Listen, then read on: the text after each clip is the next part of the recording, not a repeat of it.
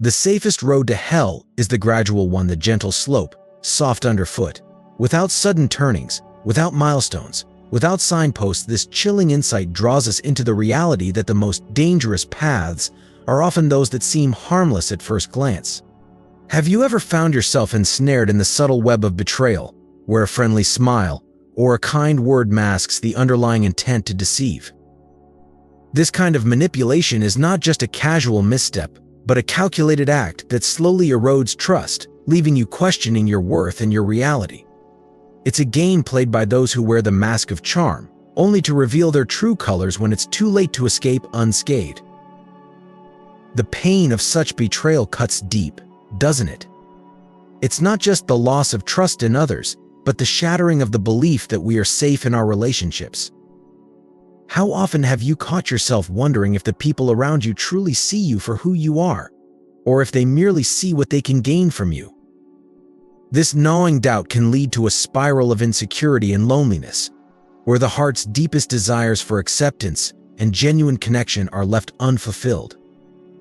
Yet, in our desperate search for belonging, we might lower our defenses, allowing those with narcissistic tendencies to exploit our vulnerabilities. They pretend to be something they are not, masking their true intentions behind a facade and camaraderie.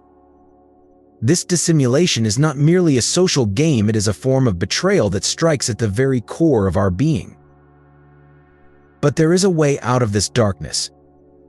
By understanding these patterns of behavior, we can arm ourselves with the wisdom to discern truth from deception. The first step is recognizing that not all who smile at us are friends, and not all who offer comfort are sincere.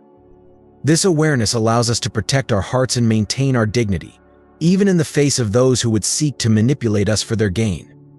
The teachings of C.S. Lewis remind us that true strength lies in authenticity and in the courage to face our own fears and doubts.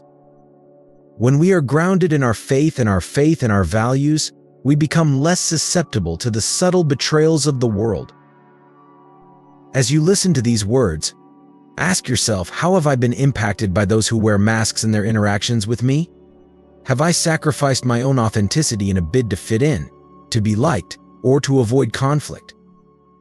It's time to reclaim your sense of self, to recognize that your worth is not determined by the approval of others, but by the intrinsic value bestowed upon you by God. Stay with us as we explore these themes further, uncovering the truth behind the masks that people wear and learning how to navigate the complex web of human relationships with wisdom and grace. Before we move on to the next part of this message, if you found resonance in these words, please take a moment to like this video and share your thoughts in the comments. Your engagement not only helps us reach more people, but also creates a community of support and understanding. Let's continue this journey together, with open hearts and minds, as we delve deeper into the lessons that will guide us to a place of healing and strength.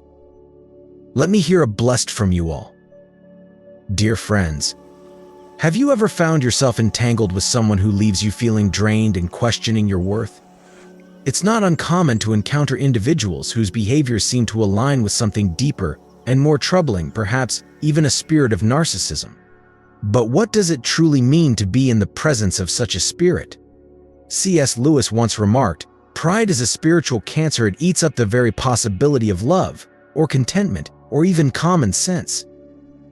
A person dominated by a narcissistic spirit doesn't just exhibit the occasional selfish act, rather, they embody a consistent pattern that resonates with the description found in 2 Timothy 3 verse 2, where people are described as lovers of themselves.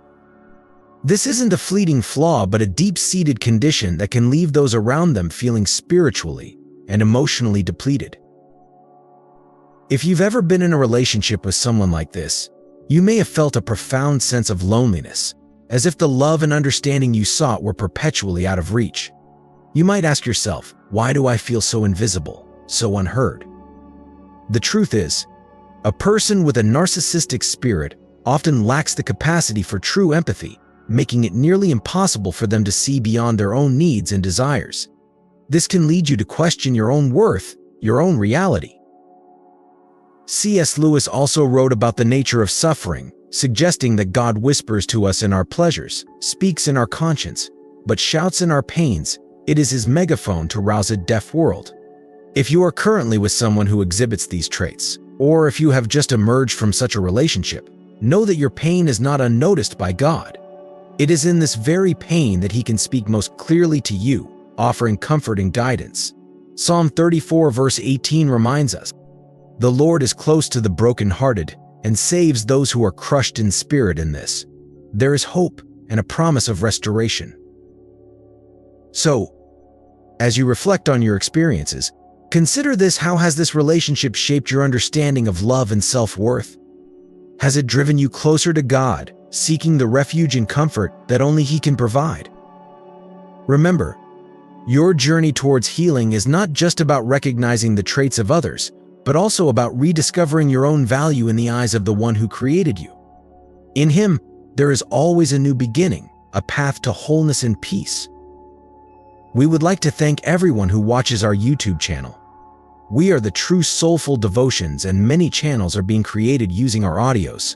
But we are at peace because we have you here with us. You, watching our videos, liking, subscribing, and sharing our content already help us a lot. May God bless you. Let's begin the video. How often do we find ourselves caught in the delicate web of relationships, where our natural empathy becomes both our strength and our vulnerability? This empathy, a gift from God, allows us to see beyond the actions and words of others, to understand the pain and struggles that shape them. Yet, as C.S. Lewis poignantly reminds us in Mere Christianity, the very quality that enables us to forgive and empathize can, paradoxically, lead us into deeper harm when misapplied. Have you ever paused to wonder why, despite your endless forgiveness, the person you empathize with continues to cause you pain? Could it be that your kindness has been twisted into a tool of manipulation? C.S. Lewis, through the voice of Screwtape and the Screwtape Letters, unveils the subtlety with which evil can corrupt even our most noble intentions. He writes of the way small groups, bonded by a common interest, can foster an intense mutual admiration that, if unchecked, leads to vanity and hatred toward those outside their circle. In relationships, especially with those who carry a narcissistic spirit, a similar pattern emerges. The shared history, the understanding of each other's pain, and the mutual empathy should ideally strengthen the bond. Yet, when faced with conflicting interests, the true nature of a narcissist is often revealed. Have you ever found yourself forgiving the unforgivable, simply because you understand the difficulties the other person has faced? It's a common trap, where empathy becomes the horse that carries your forgiveness to someone who might not deserve it. Lewis warns us of this danger, urging us to recognize when our compassion is being used as a weapon against us. The Bible, too, in Ephesians 4 verse 32, teaches us to be kind and forgiving, yet it simultaneously cautions us against those who might exploit our kindness for their own gain. As you reflect on your relationships, consider this: are you throwing your pearls of empathy to those who trample them underfoot, as Matthew 7 verse 6 warns? To a narcissist, your empathy isn't seen as a precious gift, but as a weakness to be exploited. They know that no matter how grievous their actions, your compassion will likely lead to forgiveness. But is this true forgiveness, or is it a cycle of enabling their harmful behavior? Lewis challenges us to go deeper, to discern the difference between genuine forgiveness and the tolerance of sin. Christ's teachings in Matthew 10 verse 16 remind us to be as shrewd as serpents and as innocent as doves, urging us to navigate our relationships with wisdom and grace. True love and forgiveness do not mean enduring abuse or sin. They require a balance of empathy and discernment, recognizing when our compassion is being manipulated and taking the courageous step to say, enough. In doing so, we honor not only ourselves, but also the God-given empathy that should be cherished and protected, not exploited. In life, we often encounter people who seem to effortlessly move on after causing pain, leaving behind a trail of hurt without a second thought. Have you ever found yourself pondering how easily they seem to forget the harm they've inflicted? Imagine for a moment if you were the one who caused such pain to someone you cared deeply about. How long would it take for you to reconcile with the guilt, shame, or anxiety? Would you find it easy to simply move on? This reflection not only helps us understand the depth of our own empathy, but also shines a light on the stark difference between genuine remorse and superficiality. C.S. Lewis, in his seminal work Mere Christianity, sheds light on the nature of pride, describing it as a force that is inherently competitive. He writes, "The point is that each person's pride is in competition with everyone else's pride. It's because I wanted to be the center of attention at the party that I get so annoyed when someone else is the center of attention. Pride does not take pleasure in having something, only in having more of it than the next person. It is the comparison that makes you proud, the pleasure of being above others. This insatiable pride can be a key factor in why some individuals, particularly narcissists, refuse to truly apologize. Their apologies, when they do come, are often hollow, devoid of any real self-reflection or moral struggle. The moment they believe the matter is resolved, they expect you to simply move on as well. But what about your lingering pain? What about the emotional scars that remain unhealed? Consider the words of Jesus in Matthew 18, verse 15 to 17, where he teaches us the importance of forgiveness, but also the necessity of wisdom in dealing with those who perpetuate harm.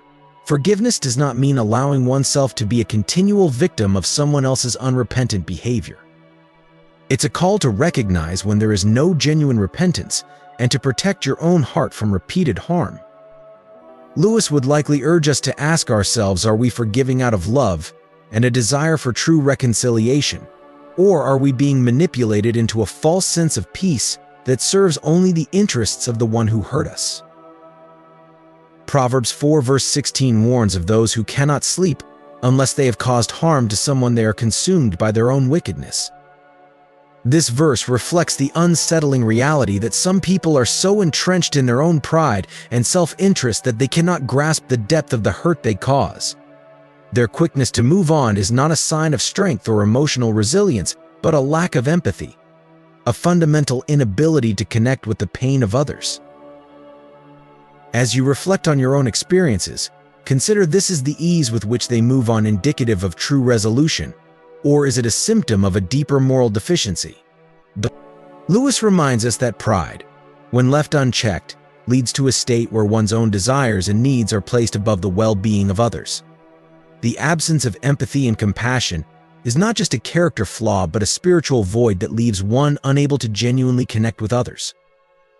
In the end, it's not about how quickly someone can move on, but about the integrity of their heart in doing so. True healing and forgiveness come from a place of deep empathy and a sincere desire to reconcile, not from a need to restore the status quo for selfish reasons. Remember, while Jesus calls us to forgive, he also calls us to be discerning, to protect our hearts, and to seek relationships rooted in genuine love and repentance. When you find yourself entangled with someone who carries the spirit of narcissism, the unraveling of that relationship can be more devastating than the relationship itself. Narcissists have an uncanny ability to discard you with a coldness that cuts deep, often leaving you questioning the very reality you once believed in. C.S. Lewis, in his insightful work Mere Christianity, delves into the nature of pride, which is closely linked to narcissism. He writes, "What makes a proud man take your girl from you? Not because he wants her, but just to prove to himself that he is a better man than you here." Lewis exposes the hollow core of narcissism, where people become mere pawns in a game designed to inflate the ego of another. When your relationship is reduced to this, an instrument to validate someone else's superiority, it can feel like every shared moment, every memory, was nothing more than a cruel illusion. But why does this hurt so much? Perhaps the deeper wound lies in the abruptness with which a narcissist can cut you off, as though you were never a significant part of their life. This disorienting experience leaves you grappling with the question, was any of it real? In the quiet moments of reflection, you might find yourself haunted by this doubt, as though the relationship was a mirage, leaving you questioning your own worth. This is a tactic not unlike gaslighting, where the narcissist's abrupt departure makes you question whether everything was merely a figment of your imagination. Lewis warns us in another of his writings that the true test of our character comes when we face the temptation to cling to anger, to hold on to the belief that the other person is as terrible as we think they are. He suggests that this desire for vindication is a slippery slope that can lead us into becoming the very thing we despise. In the aftermath of such a relationship, you might find yourself clinging to the remnants of what was, yearning for some kind of closure or explanation that might never come. The Bible in 1 Corinthians 13 verse 7 tells us that love always protects, always trusts, always hopes, always perseveres. This verse speaks to the enduring nature of true love, a love that comes from God and is patient and kind, even in the face of betrayal. The love you felt was real, even if the relationship was not what you imagined. This truth offers a glimmer of hope in the darkness. Lewis once observed that, "To love at all is to be vulnerable, and in that vulnerability lies both our greatest pain and our greatest strength." Yes, you were vulnerable, and that vulnerability was exploited by someone who could not see beyond their own need for validation. But that same vulnerability is also the wellspring of your capacity to love deeply and genuinely. Now, you have the chance to redirect that love, to nurture it in a place where it can grow and be reciprocated, where it will be valued and cherished. The disillusionment you feel now can be the fertile ground in which new, healthier relationships can take root, relationships that reflect the kind of love that Lewis and the scriptures speak of, a love that is patient, kind, and true. And in this, there is profound hope and the promise of a future where your love is not only preserved but flourishes. There comes a moment in every relationship when the facade crumbles, and you're left staring at the stark reality of who the other person truly is. C.S. Lewis, in his profound work The Screwtape Letters, speaks to the subtlety of evil and how it can twist the ordinary into the grotesque. He writes, "Indeed, the safest road to hell is the gradual one, the gentle slope, soft underfoot, without sudden turnings, without milestones, without signposts." This road is one many find themselves on in relationships with those who possess a narcissistic spirit, where the descent into abandonment and betrayal is so gradual that it catches you unaware until it's too late. Imagine you are standing at the edge of a cliff, and the ground beneath you begins to give way. In your most vulnerable moment, when your world is crumbling, and you desperately need someone to reach out and steady you, the person you've placed your trust in not only steps back but mocks your fear. It's a moment that shakes you to your core. You ask yourself, how could someone who claimed to love me, someone I sacrificed so much for, abandon me in my darkest hour? Lewis's words echo here, as he warns that evil often hides behind a mask of normalcy until it's too late to escape its grasp. The Bible reminds us in Jeremiah 17 verse 5, "Cursed is the man who trusts in man and makes flesh his strength, whose heart departs from the Lord." This warning is a stark reminder that not all who are with us are truly for us. When calamity strikes, their true nature is revealed not as a partner, but as someone who operates by entirely different laws. It's as if they belong to another world, one where empathy and compassion have no place. You might find yourself questioning, how could I have been so blind? How did I not see this coming? But these questions are not indictments of your character, they are reflections of it. This harsh realization is painful, yet it offers a strange kind of liberation. Lewis spoke of how pain insists upon being attended to. It is God's megaphone to rouse a deaf world. In the same way, this betrayal becomes a clarion call to reevaluate where you place your trust and to recognize that true refuge can only be found in the divine. Deuteronomy 31 verse 6 reassures us, "Be strong and courageous. Do not be afraid or terrified because of them, for the Lord your God goes with you. He will never leave you nor forsake you." When the person you counted on turns their back, it's not just a moment of heartbreak, it's a moment of clarity. You see, perhaps for the first time, that their love was conditional, their loyalty fragile. It's in this clarity that you understand the need to protect your spirit, to guard it against those who do not share your values of love, compassion, and faithfulness. Do not carry guilt for having believed in them. Rather, see it as evidence of your own good heart, one that still believes in the goodness of others even in the face of betrayal.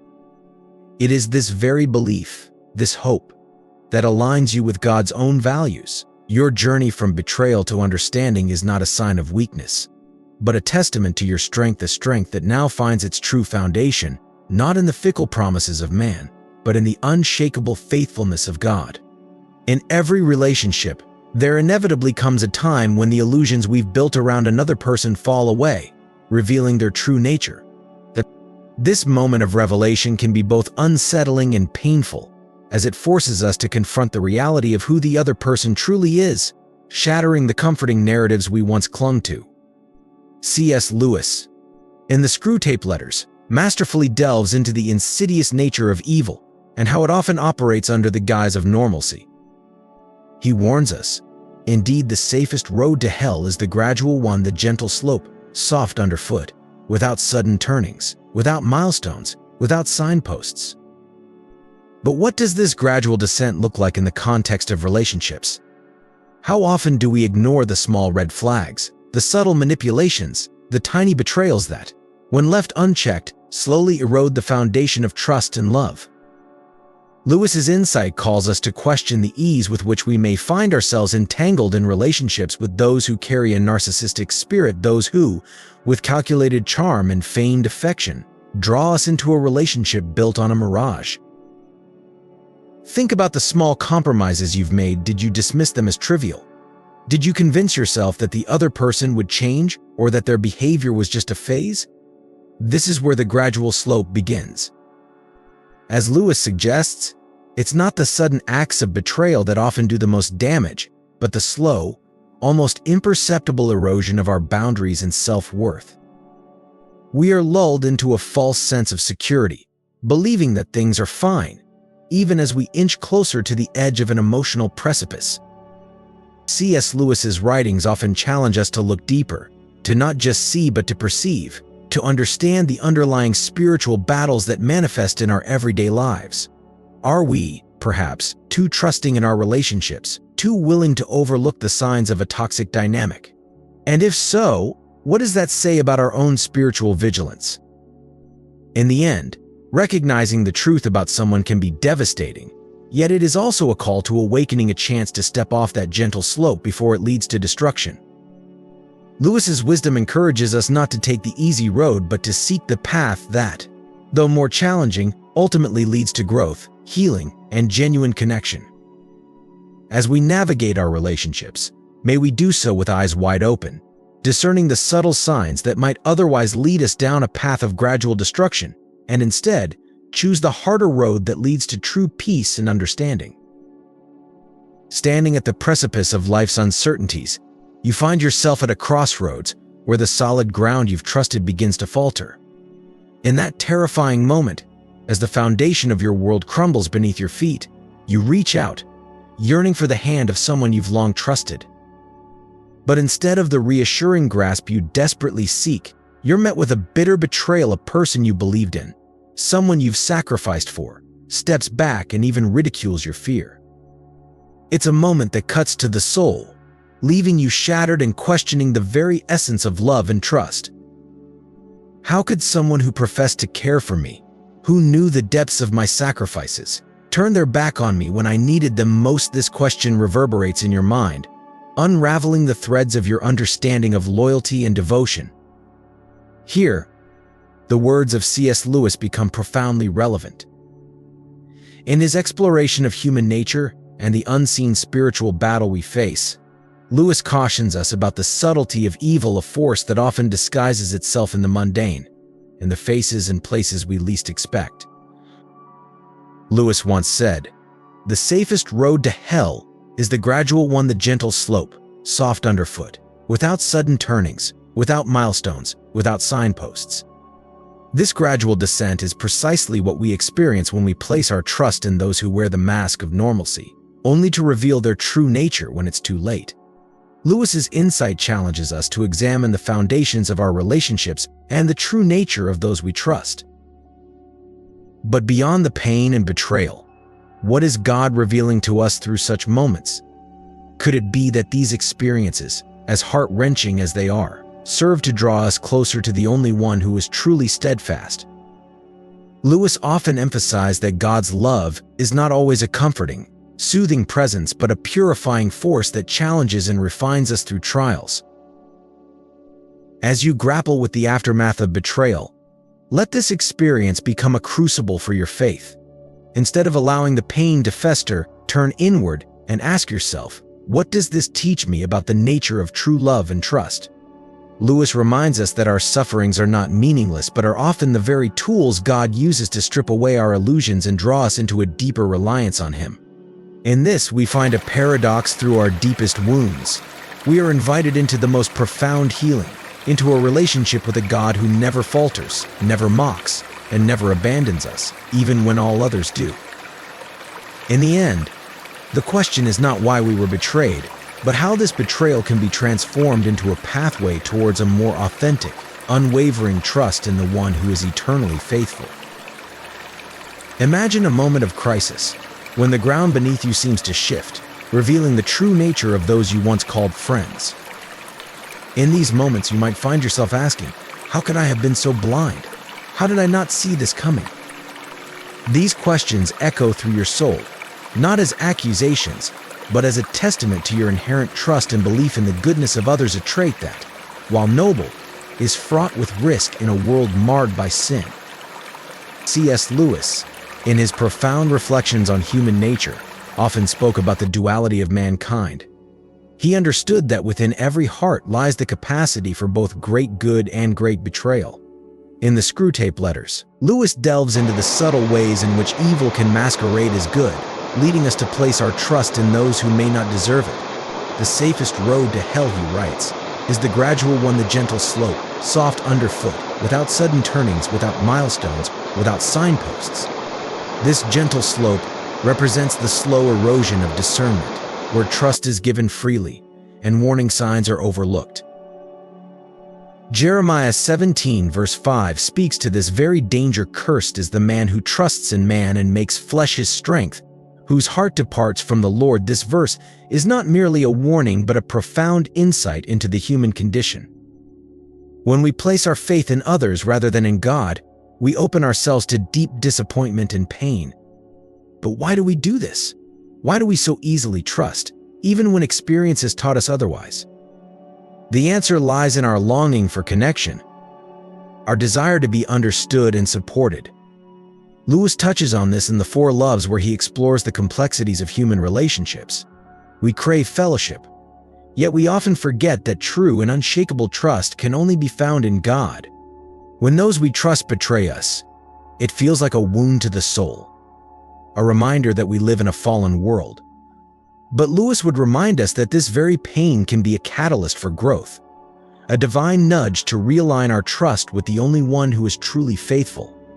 In moments of betrayal, rather than condemning ourselves for our perceived blindness, we should reflect on where we placed our trust. Was it in man, who is fallible, or in God, who is unchanging? Lewis challenges us to see these moments not as failures, but as opportunities to deepen our faith. Pain, he writes in The Problem of Pain, insists upon being attended to. God whispers to us in our pleasures, speaks in our conscience, but shouts in our pains. It is his megaphone to rouse a deaf world. So, as you wrestle with the questions that arise from betrayal, allow them to lead you back to God. Let them be the means through which you examine the foundations of your trust. In doing so, you might find that these painful experiences are not merely wounds, but rather the very tools God uses to draw you closer to Him, to refine your faith, and to remind you that while man may fail, God never will. Have you ever experienced the searing sting of betrayal? That moment when trust is shattered, leaving you grappling with the jagged edges of disillusionment. Such experiences, though deeply painful, hold within them a profound invitation, a call to introspection and transformation. C.S. Lewis once remarked that God whispers to us in our pleasures, speaks in our conscience, but shouts in our pains. It is his megaphone to rouse a deaf world. Pain, in its raw and unrelenting form, demands our attention. It compels us to confront the realities we've perhaps chosen to ignore. But why does this pain exist, and what purpose does it serve in our lives? Is it merely a reminder of our brokenness, or is there something deeper, more redemptive at work? Lewis challenges us to consider that our suffering is not arbitrary but rather a divine instrument designed to direct our gaze heavenward, away from the fleeting securities of this world and toward the eternal refuge found in God alone. In moments of betrayal, when the ground beneath us seems to crumble, we are confronted with a critical choice. Will we allow the bitterness to take root, or will we heed the divine call to shift our trust from the unreliable hands of humanity to the unshakable hands of God? The scriptures offer a balm for our wounded spirits, reminding us in Deuteronomy 31 verse 6 to be strong and courageous. Do not be afraid or terrified because of them, for the Lord your God goes with you. He will never leave you nor forsake you. This verse is not just a distant promise, it is a profound truth meant to be clung to in our darkest hours. Reflecting on Lewis's insights, we see that betrayal and pain, while excruciating, serve as catalysts for spiritual awakening. They strip away our illusions, forcing us to confront the fragility of earthly relationships and the impermanence of worldly comforts. Have you ever considered that perhaps, in these very moments of heartache, God is closer than ever, inviting you into a deeper, more intimate relationship with Him? Lewis's writings remind us that our trials, far from being punishments, are opportunities to reorient our lives, to find solace in the one who is eternally faithful. So, as you navigate the turbulent waters of betrayal, remember that you are not alone. Each tear shed, each sleepless night is known to God, and within that pain lies the potential for profound spiritual growth. In these moments, let us ask ourselves, are we listening to the divine whisper, or do we need the megaphone of pain to awaken us to the truth that our ultimate security, our true refuge, is found only in God? When the person you counted on turns their back, it's not just a moment of heartbreak, it's a moment of clarity. You see, perhaps for the first time, that their love was conditional, their loyalty fragile. It's in this clarity that you understand the need to protect your spirit, to guard it against those who do not share your values of love, compassion, and faithfulness. Imagine for a moment the scenario where betrayal is laid bare before your eyes, perhaps through an email or messages on a partner's phone. The natural response would be to confront this betrayal head-on, seeking clarity and resolution. Yet, in the perverse reality constructed by a narcissist, you find yourself accused, not of discovering the betrayal, but of invading their privacy. Why are you snooping on my phone? This is my personal life. Such deflection, Lewis would argue, is a prime example of the devil's subtlety, a tactic designed to shift the blame and entangle you in a narrative that questions your moral standing rather than addressing the transgression itself. The psychological manipulation at play here is both insidious and devastating. It is akin to what C.S. Lewis explores in The Great Divorce, where characters cling to their delusions even in the face of divine truth. The narcissist, much like these characters, prefers the comfort of their fabricated reality over the discomfort of confronting the truth. They create an illusion where their deceitful actions are justified, and you, the one seeking truth, are painted as the aggressor. This behavior mirrors a distorted version of Occam's razor, where the simplest explanation, betrayal, is obscured by layers of complex and implausible excuses. The more elaborate the excuse, the more it reveals about the narcissist's true nature, a deep-seated refusal to acknowledge any fault or guilt. It is a tactic that relies on your hesitation to accept such a wild story, banking on the hope that you will doubt your own perceptions rather than challenge their narrative.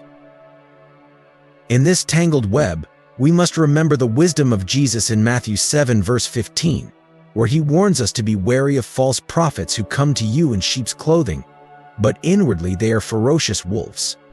The narcissist, much like the false prophet, wears a mask of innocence and victimhood, manipulating reality so convincingly that you begin to question your own sanity. But this is where the true battle lies, in holding fast to the truth, in recognizing the deception for what it is, and in refusing to be swayed by the elaborate tales spun by those who prioritize their own self-preservation over honesty. C.S. Lewis challenges us to go deeper, to ask the hard questions that probe the very nature of our relationships.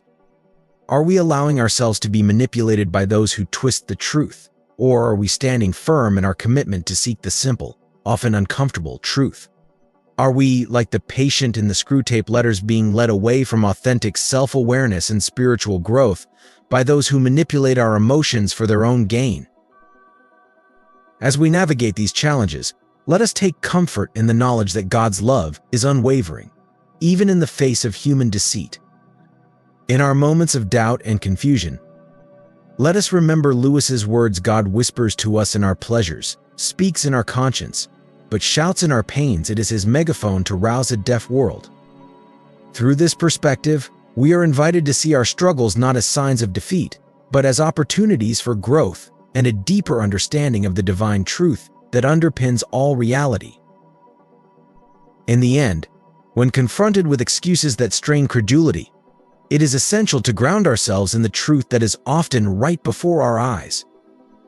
Do not be swayed by the narcissist's elaborate fictions. Instead, anchor yourself in the simple, unvarnished truth, and trust that God's love will guide you through even the most tangled of deceptions.